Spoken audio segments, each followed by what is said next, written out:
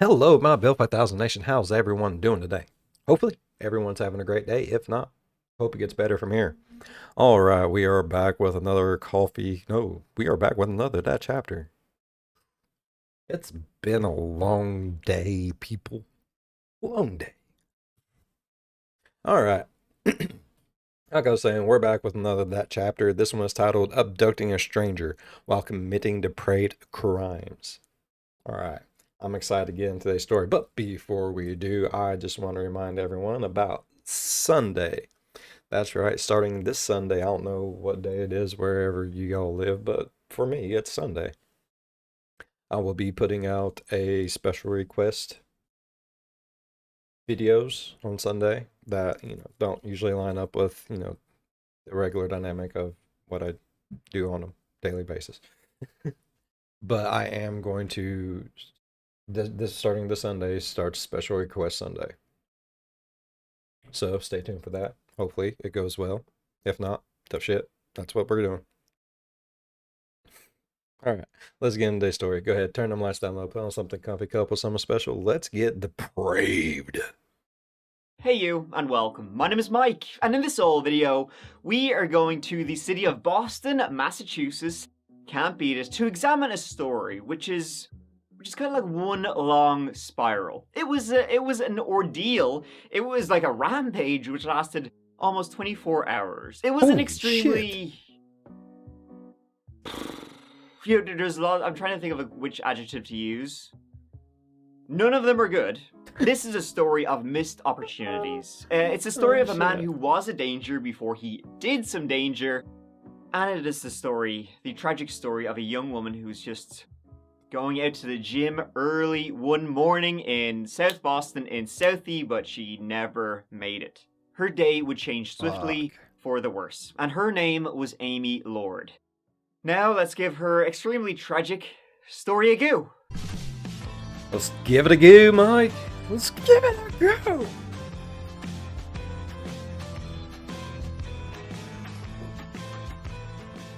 So this old story took place 10 years ago in the great city of Boston, my favorite city, go Sox, in the summer of 2013.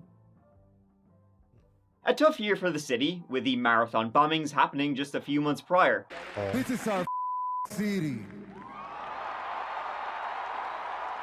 And nobody gonna dictate our freedom.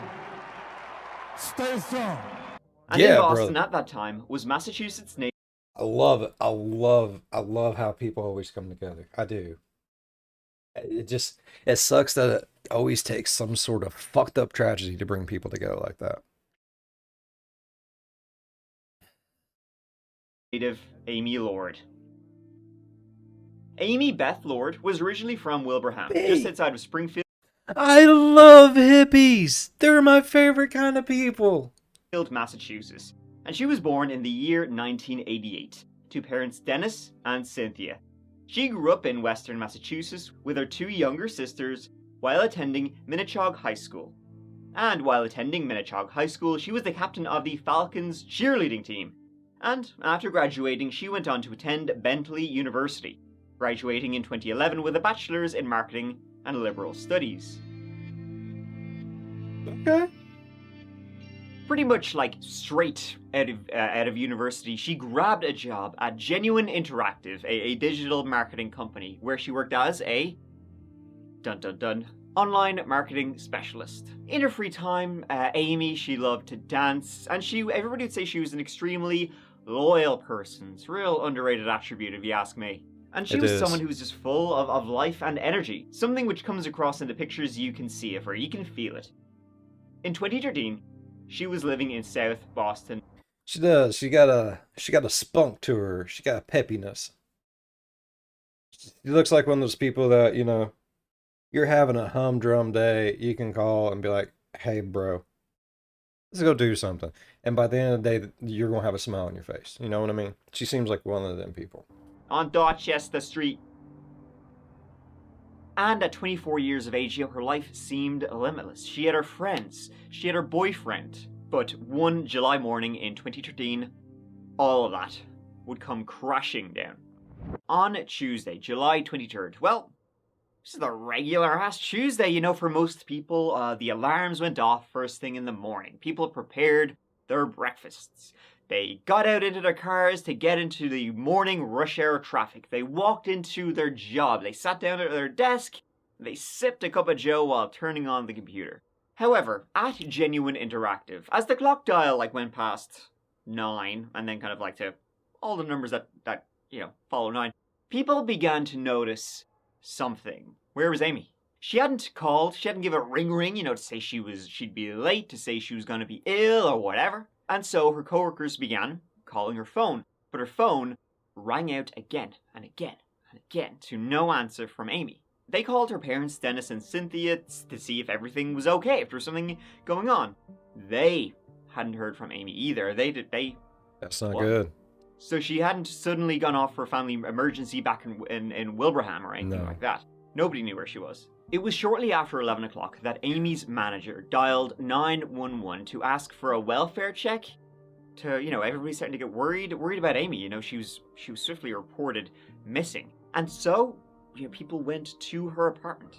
Her family, her parents had raced into Boston from Wilbraham. They searched inside her Southie apartment, found nothing. No signs of a struggle, no signs of anything. Nothing was out of the ordinary in her apartment, but they did notice that in the lobby, just in the entrance of her apartment building, there was something's. They seen a contact lens on the ground. Amy wore contacts. They also seen some marks on the wall that looked like impact marks.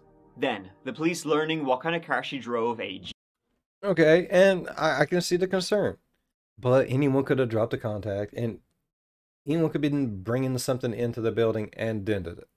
So. Jeep Cherokee, that provided the first lead in the disappearance, the missing persons report of Amy Beth Lord and where she could be. It provided it, right? Because just a few hours early, at around 8:45 a.m., again, the same morning, 23rd of July, in South Boston, a Jeep Cherokee was found engulfed in flames. What? An investigation had begun, trying to track down who owned this. But then the investigators, missing Amy, same type of car, found engulfed in flames, matching the license plate, putting two and two together. Putting two and two together equaled, oh shit. Someone had poured... It equaled, oh fuck. Shit's putting it lightly. Poured gasoline all over Amy's car, and it had gone into flames. But inside the car, no Amy. Nothing. That's good, right? Worry at this point, all-time high. You can't even see it. To try and... But as of so far, she's not dead.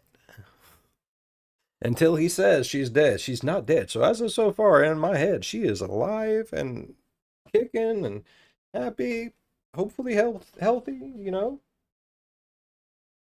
I'm scared. Trace her movements. They went to her bank to check her bank records.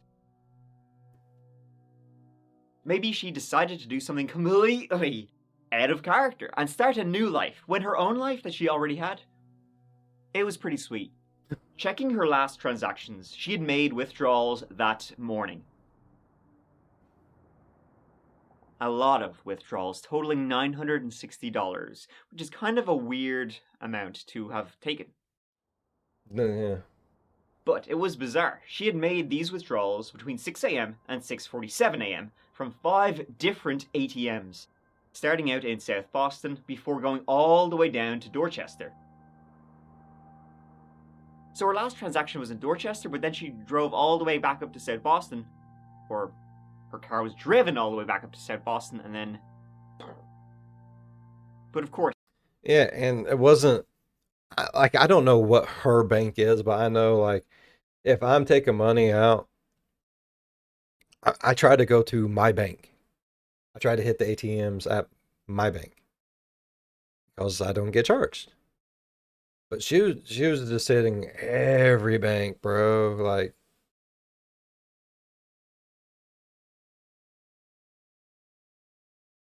I'm just saying, 9 times out of 10, whenever you're doing something like that, you're going to hit the ATMs that are, your bank approved.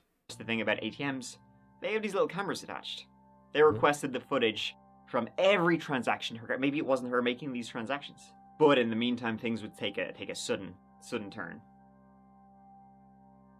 At approximately 4 p.m., again that same day, a cyclist out in Hyde Park spotted a body in the woods. This is even further out from where Amy lived and where her car was found. Amidst the undergrowth lay the body of a young woman, naked and stabbed all over. Comparing her face with the pictures they had of Amy, they were very quickly able to identify her. The medical examiner would later be able to say she had been stripped, she had been beaten, she had been stabbed over 40 times and strangled, and then her body just left on an isolated path out in this little park. So who could have done this to Amy? Why? And what happened? She touched many lives. She was always very kind, very sweet, and her energy was just intoxicating. She's just a great kid. Everyone's going to tell you the same thing. She really was. It's not just saying that. She was an angel. She was really special. When the detectives got the footage, and the footage wasn't sent to them in chronological order, well, it showed Amy. She was using ATMs that morning. It was her. You know, boop, boop, boop, boop. But could somebody have been having her do it? The initial footage didn't show anything odd. She walks in, she takes out the money, she leaves. The next one is very similar to that. Nothing alarming. Vehicles. Is that her vehicle? Except for one thing. Amy got out of the car and then got back in the car in the passenger seat. Someone else was driving the car. As more footage came in with clearer views of her, it looked like Amy had been beaten. Her left eye was swollen. She looked like she had bruises on her face. She had injuries. And at this point it was becoming clear she'd been kidnapped. She looked terrified. But if indeed she was kidnapped, why didn't she run when she had these opportunities at an ATM when the kidnapper, this mysterious person who you can never really see, is in her car, driving her car? The police didn't know. They didn't know who's in the car. They didn't know what this mysterious person had on her. Who knows? Maybe they had a gun trained on her. Maybe they had her The only scared. thing they could see was that it was a male, and he wore a baseball cap and a mask, or his t-shirt was pulled up over his mouth, but his face was disguised.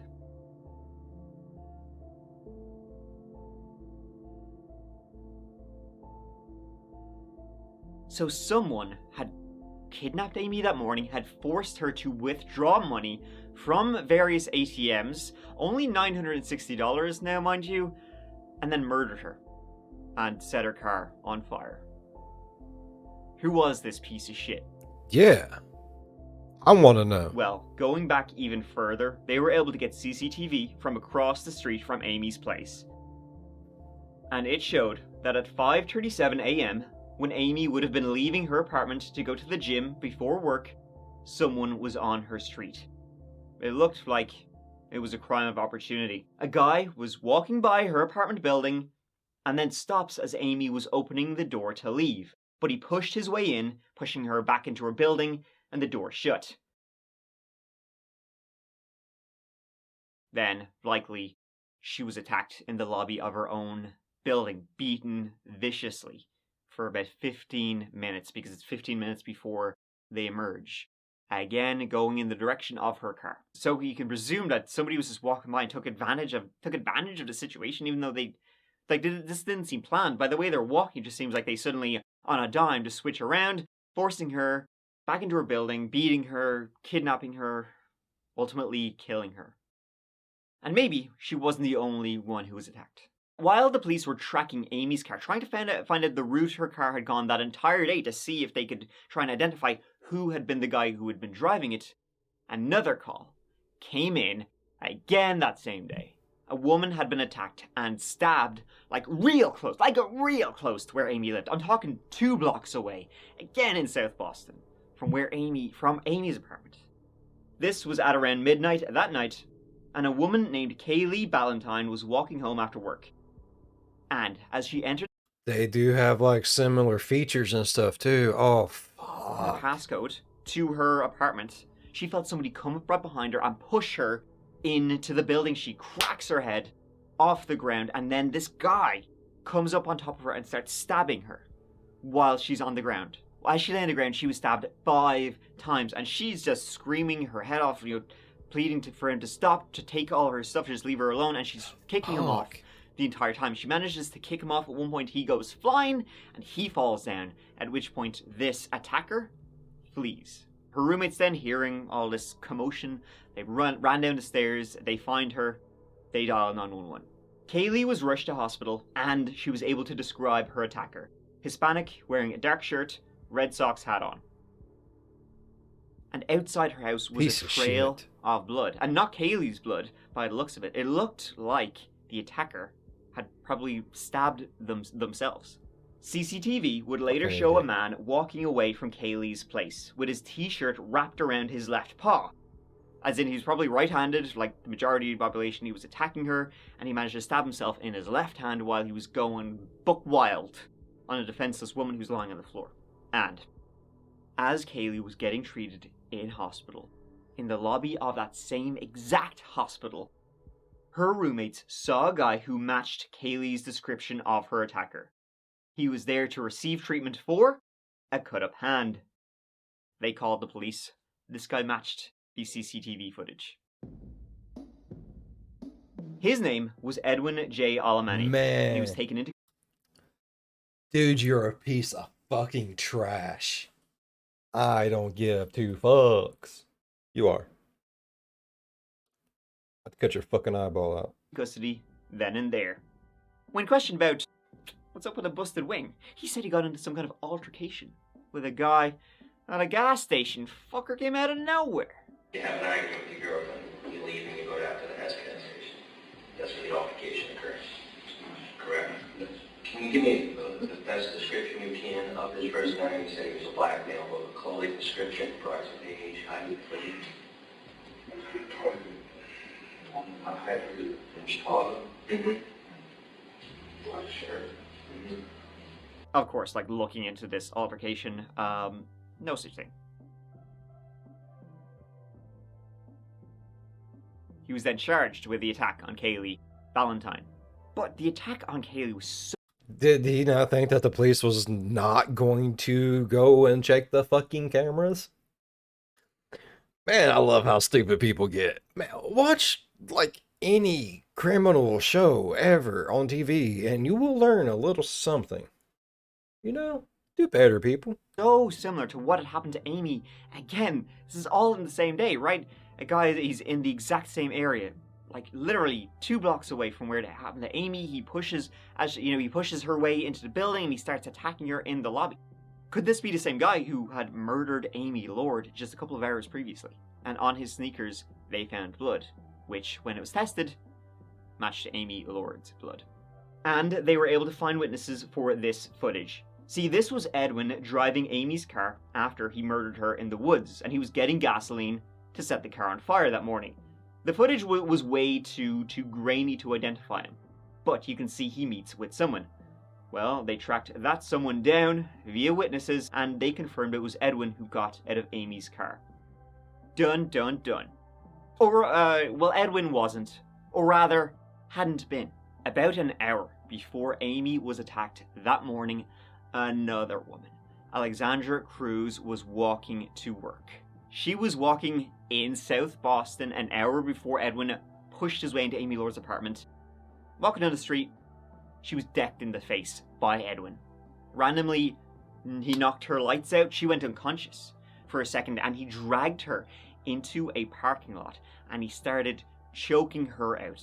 He said, if you keep screaming, I'm gonna kill you. I mean, it sounds like he already was killing her. Alexandra, she managed to struggle with him and eventually flee. She ran across the street when Edwin shouted to her across the street, "I fucked up," and that he was looking for someone else. He'd gotten the wrong person. She ran to work, she called the police, and Edwin would be identified as the man who attacked her the day after he was arrested. That was... I fucked up. I was looking for someone else. Was he looking for someone else? Was he looking for the girl, one day he murdered out in the woods? Or, I don't know. Mike, you're making my brain twitchy. It was 3 women in South Boston in less than a 24-hour period. Tonight, we've learned a Suffolk County grand jury has returned an indictment against the man accused of killing 24-year-old Amy Lord. Investigators say 29-year-old Edwin Alamany abducted the Wilbraham native as she was leaving her South Boston apartment in the early morning hours of July 23rd. They say not only did he beat her, but drove her to ATMs around South Boston before eventually stabbing her to death and dumping her body. Alamany is charged with first-degree murder and kidnapping, among other charges. The evidence that was developed in the course of the investigation. Dude's a piece of shit. I hope he gets life in prison. And I hope he's put in a cell with a dude that has elephantitis in his dick.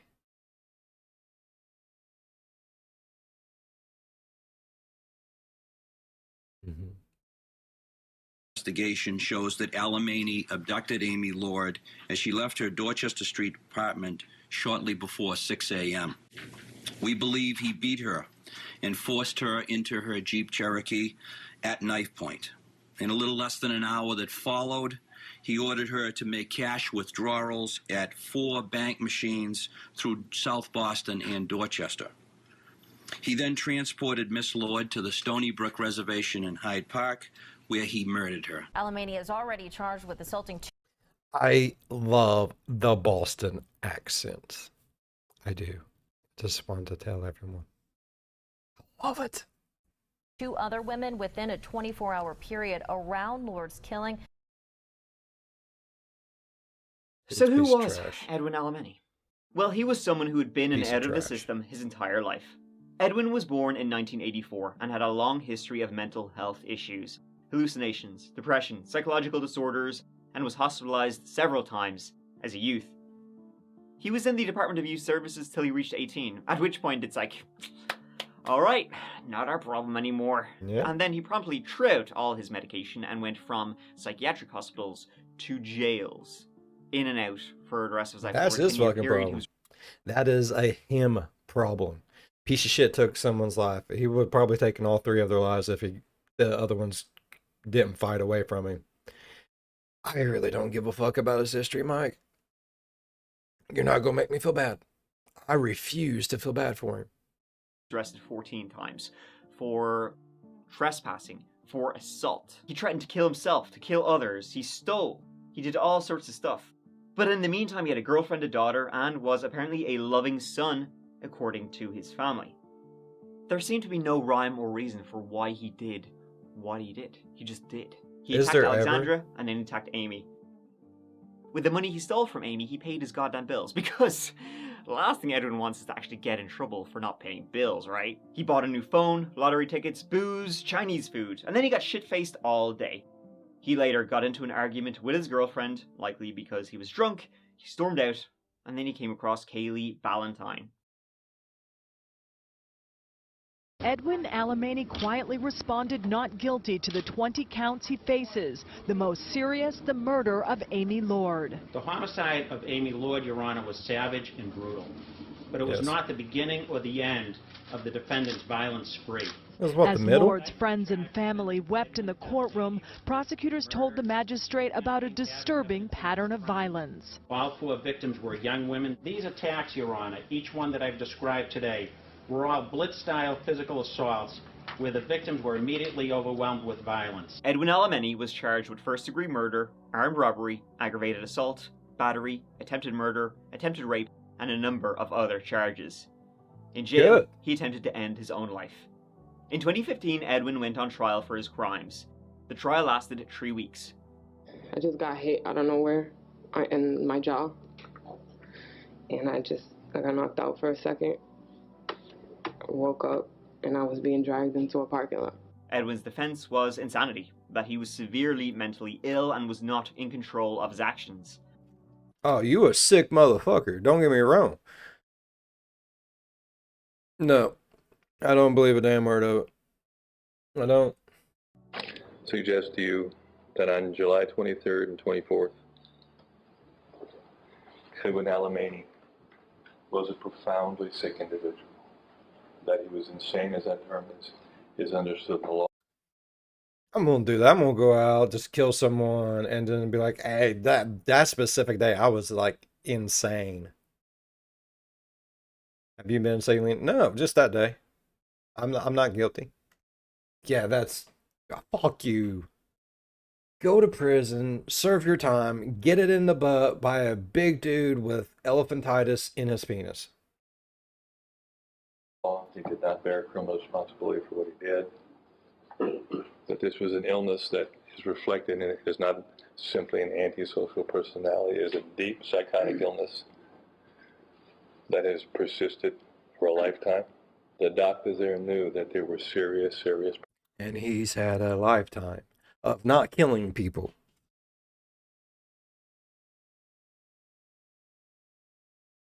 What the fuck's your point? Problems, and they had to be addressed. But then he turned 18, he aged out. Take a look at this case as American citizens who are judging another American citizen in a country of laws. If you believe that at the time of the offense of these crimes, that he absolutely did not possess the requisite criminal responsibility to be found guilty, I ask you to find him not guilty by reason of insanity, and I ask you to let the court system take it from there. Thank you. That defense was rejected. Piece of shit. 3 victims, 1 defendant. Not 4 victims. Not any victims of the system. 3 real victims, 1 defendant. Alexandra Cruz, 22 years old, brutally attacked on Old Colony Ave in South Boston. Kaylee Ballantyne, 21 years old, brutally attacked and stabbed 57 Gate Street in South Boston. Amy Elizabeth Lord, forever 24 years old. Why did this happen? Why did this happen? Because of one man, this defendant right here. Piece of shit. Edwin J. Alamany. It's a piece of shit. Don't classify him as a man. Don't classify him as a fucking person. Classify him as a shit he is. Because of this selfish man, Amy Lord is gone. He is not a victim in this trial, ladies and gentlemen. This is not a failure of that system. This is the culmination of a failed life, his life. Today is June 5th of 2015, ladies and gentlemen. Almost 2 years since this defendant committed these blitz-style attacks. Almost 2 years since he brutally took Amy Lord's life.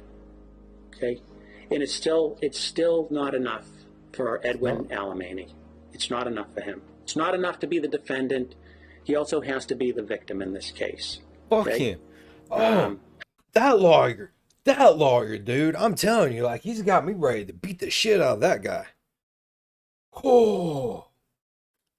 Tar and feathering. Let's do it. How many women have to be attacked for it to be enough? How many?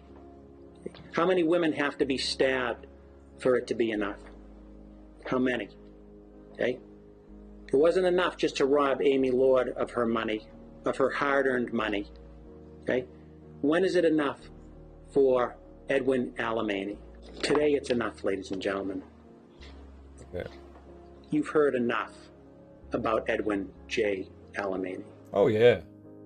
Only thing I want to hear He was found guilty by the jury. Only thing I want to hear after all this shit about this motherfucker is how fucked up his butthole is now. What say you, Madam Foreperson, on indictment 2013-11163, offense 001, charging the defendant Edwin Alamany with murder in the first degree? Is he not guilty by reason of insanity, or guilty of murder in the first degree as charged? Guilty. Yes! Under what theory? He's a piece of shit.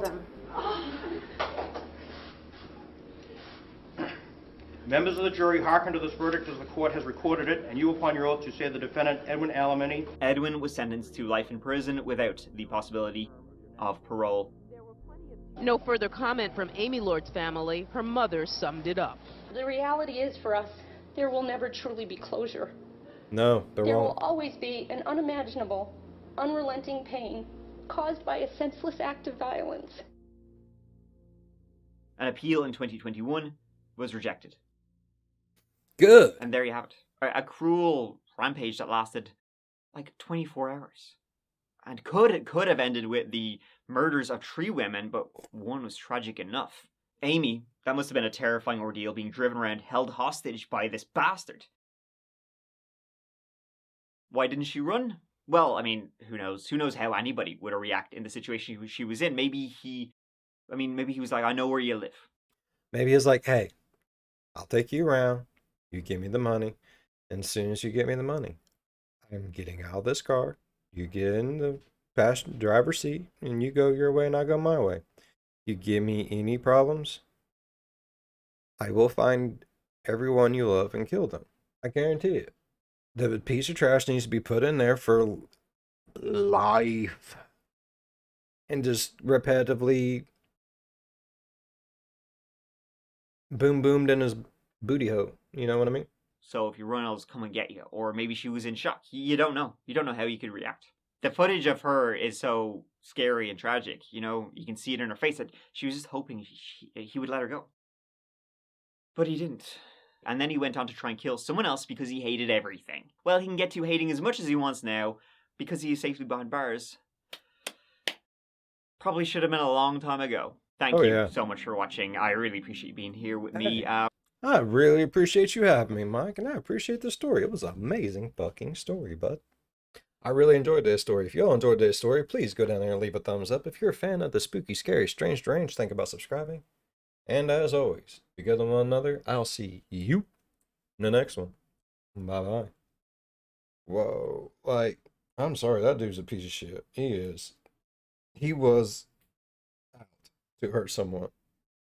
He was. And he was after a specific type. He was after, because they all kind of, they might be different size, different shades of tan, different shades of like the hair, but they all kind of resemble each other. He was going after something specific. He knew what he wanted. Piece of shit. I feel bad for everyone that was involved in that and the families. My heart goes out to them. Ooh. Wow.